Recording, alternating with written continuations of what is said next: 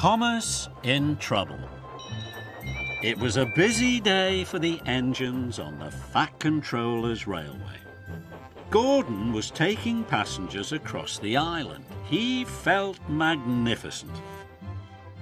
Henry was delivering logs to the timber yards. He was right on time. Percy was pleased to be pulling mail trucks. James was happy hauling flatbeds of paint. And Salty was carefully shunting trucks of fish at Brendam Docks. But Thomas and Emily were at the fitter's yard for repairs. "I can't wait to get back to work. I'm taking the school choir to their concert." Emily was ready to go. "Goodbye, Thomas," she whistled. "Good luck with your final inspection." "Thank you, Emily," tooted Thomas. Then James puffed in to deliver his paint. "Bust my boiler," he laughed. "You've broken down, Thomas." "No, I haven't," huffed Thomas. "You must have done," snorted James. "Otherwise you wouldn't be at the fitter's yard. What a shame you're not a smart and useful engine like me." This made Thomas cross. The Fat Controller arrived. "Thomas," boomed the Fat Controller, "are you ready to take the school choir to their concert?" "Nearly ready, sir," puffed Thomas excitedly. "Nearly ready isn't good enough," said the Fat Controller. Thomas didn't want anyone else to collect the school choir. Carrying the children was his favourite job. So Thomas decided he would leave before his final inspection. "I'm ready now, sir," he puffed. And Thomas chuffed away to pick up Annie and Clarabelle. Thomas was puffing up the line. He began to make strange noises. Annie and Clarabelle knew something was wrong. "Something's wrong! Clangety-clong! Clangety-clong! Something's wrong!" But Thomas wasn't listening. He was too excited about collecting the choir. The school choir cheered when they saw Thomas.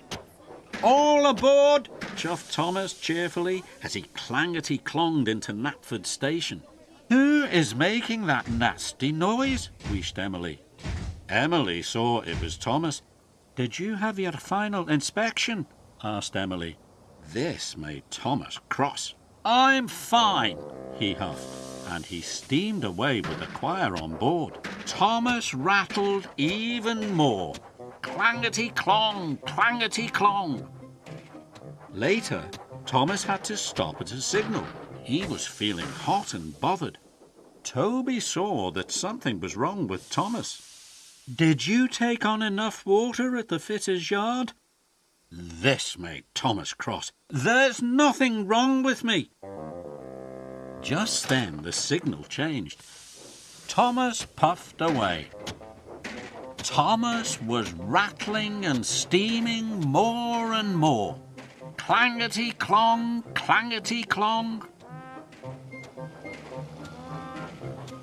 Further up the line, Percy was waiting at a crossing.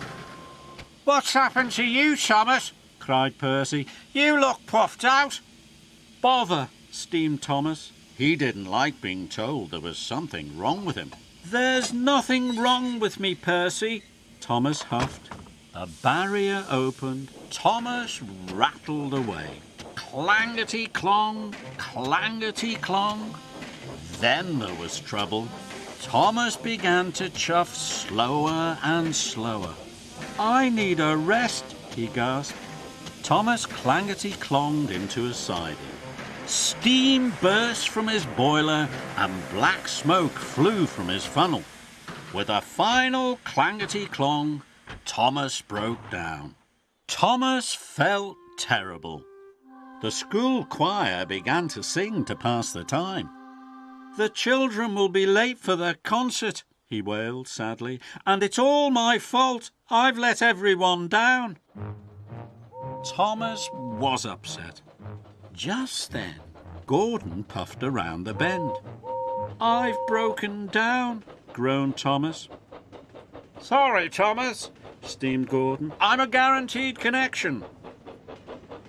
Now what am I going to do? Cried Thomas. He was worried.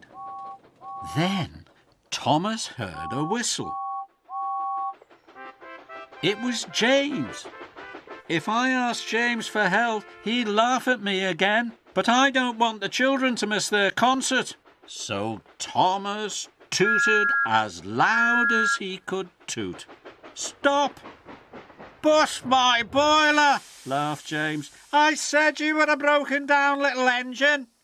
I am, sighed Thomas. So I need your help. Can you take the children to their concert? Thomas whistled. Now, James didn't laugh at Thomas. He could see Thomas was in trouble, and he was happy to help his friend. I'll get the children there on time, James wished. Thomas knew he had to get back to be repaired as quickly as possible. Henry was sent to collect Thomas. He soon buffered up and shunted Thomas to the fitter's yard. Before long, Thomas was as good as new. He had even waited for his final inspection. The Fat Controller arrived.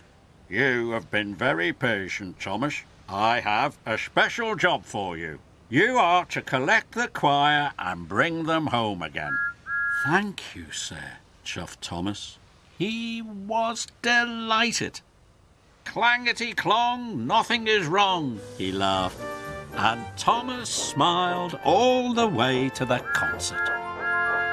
旅に出よう遠いところへ世界中を巡ろうすごい冒険が待っているたくさんの発見が待っているトーマスたちの旅は続く